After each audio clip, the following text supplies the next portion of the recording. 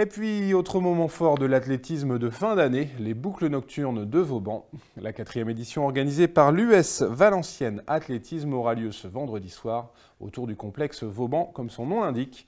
Le journal des sports vous en dit plus sur cet événement dans ce reportage. L'USVA compte bien terminer son AD 2014 en beauté avec son cross-country.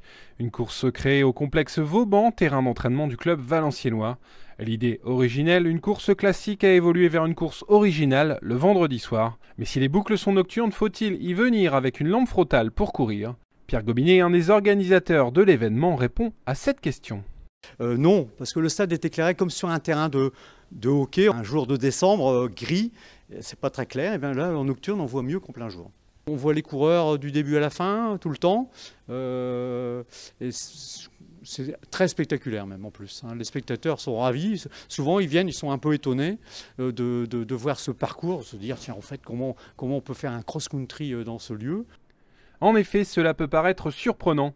Organisé dans un espace aussi réduit, un véritable cross-country nécessite d'utiliser au mieux les dénivelés existants et la moindre parcelle disponible. La réussite est visiblement là puisque plus de 300 athlètes sont encore attendus au complexe Vauban vendredi soir pour participer aux 4e boucles nocturnes du même nom. Un tel succès qui a même obligé l'organisation à scinder la course principale, le 6 km, en 2 épreuves. Une centaine de coureurs sur la ligne de départ. Je vous rappelle que je vous précise que la ligne de départ fait à peu près 5 mètres de largeur. Et le parcours parfois fait 2 mètres de largeur, 2-3 mètres. Donc c'est assez sélectif à ce niveau-là. Donc 200 coureurs, on risquait justement le problème que les derniers croisent les premiers.